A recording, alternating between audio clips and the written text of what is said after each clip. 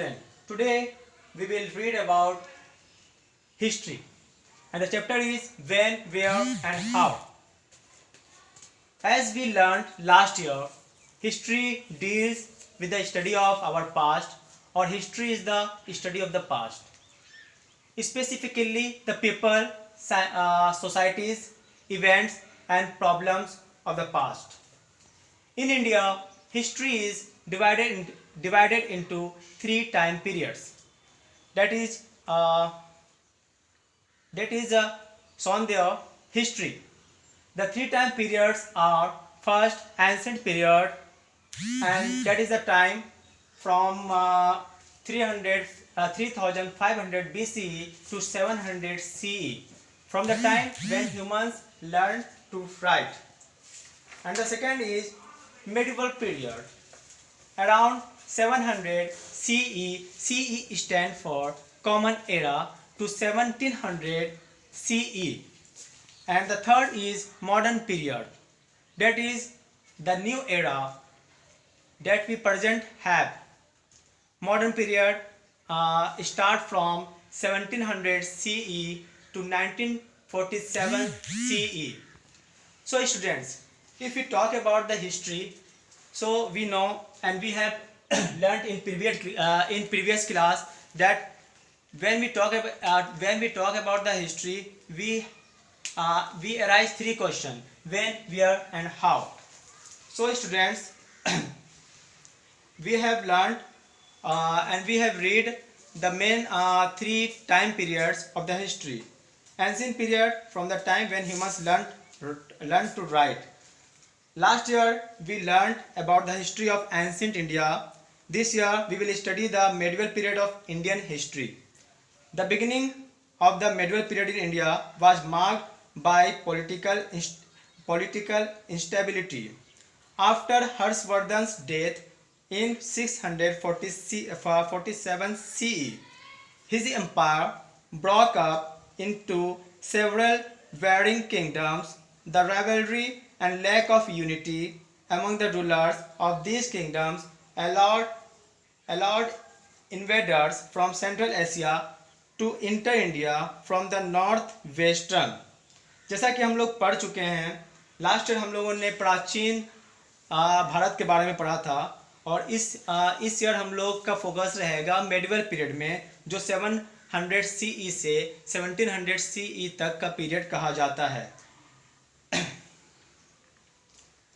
उस वक्त भारत में राजनीतिक इंस्टेबिलिटी का दौर चल रहा था. हर्षवर्धन के मरने के बाद, हर्षवर्धन जो कि 647 CE में जिसका डेथ हुआ, उसके बाद उसका जो शासन काल था वो पूरी तरह से डगमगा गया था. और हम लोगों ने देखा कि किस तरह से उसके बाद बहुत सारे इन्वेडर्स घुसपैठ भारत में घुसे, और बहुत सारे जो है इन्वेडर्स भारत में घुसने के बाद भारत में साम्राज्य काल या शासन काल लगातार निरंतर बदलता रहा. Over the next 1000 years, the Turks, the Mongols and the Afghans went on to establish vast empire in India. और कई सालों के बाद देखा गया कि तुर्क लोग और मंगोल्स लोग और अफगान लोग वो भारत में घुसपैठ किए अपना साम्राज्य स्थापित करने के लिए. They have the spirit of a new religion, Islam. उन लोगों ने भारत में आकर के एक नया धर्म जो इस्लाम धर्म कहलाता है उसको फैलाने का काम किया.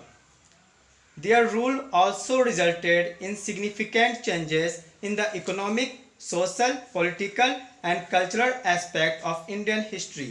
उनके शासन काल आने के बाद बहुत बड़ी मात्रा में, बहुत बड़े पैमाने पर जो है भारतीय अर्थव्यवस्था में या भारतीय समाज में या भारत में जो पॉलिटिकल और कल्चरल जो रीति रिवाज चल रहा था, इसमें बहुत तरह से बदलाव और फेरबदल हुआ.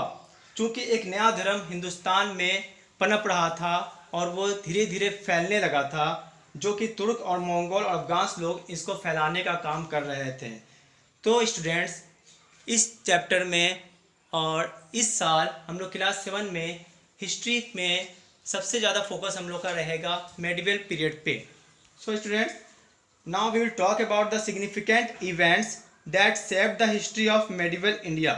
यहाँ हम लोग कुछ महत्वपूर्ण घटना के बारे में बात करेंगे जिसने मेडिवल इंडिया यानी कि मध्यकालीन भारत के इतिहास को एक नया आकार दिया.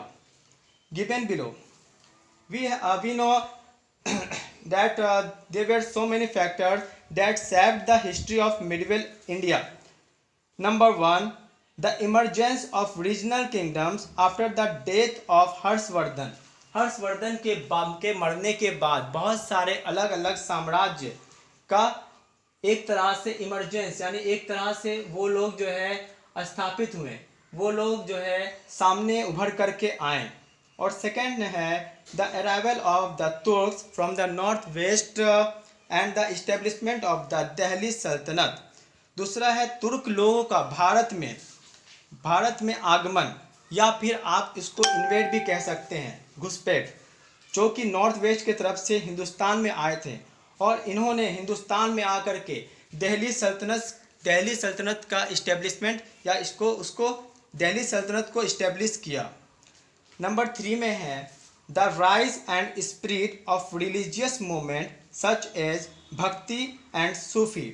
बहुत सारे धार्मिक मूवमेंट, क्रांति जो है वो देखने को मिली, वो फैलती हुई नज़र आई इस पीरियड में, जिसे हम लोग भक्ति या फिर सूफी कह सकते हैं. नंबर 4 में आता है the coming of Babur and the establishment of Mughal rule in India. So student, when we talk about the Babur, we imagine the vast empire of Babur, that is Mughal dynasty, and we all know about the Mughal dynasty, but we will read further in detail about the Mughal dynasty in next chapter. So Babur के हिंदुस्तान में आने के बाद यहाँ पे एक नए शासन काल, जिसको हम लोग मुग़ल शासन कहते हैं या मुग़ल डायनेस्टी कहते हैं, उसका एक इस्टेब्लिशमेंट हिंदुस्तान में हुआ. And number 5, the decline of Mughal powers and the rise of new regional powers like the Sikh in the north and the Marathas in the Deccan. और इस चैप्टर में मिडिवल पीरियड के बारे में हम लोग ये भी देखेंगे कि मिडिवल पीरियड के दौरान जो है मुग़ल साम्राज्य वो हिंदुस्तान में आता भी है और मुग़ल साम्राज्य यहाँ फलता फूलता भी है, और इसी पीरियड के दौरान मुग़ल साम्राज्य का पतन भी होता है. और we all know after the Mughal the Britishers came to India and captured the India. So student, it is enough for today. We will discuss further about this chapter in next video. So have a nice day. Thank you.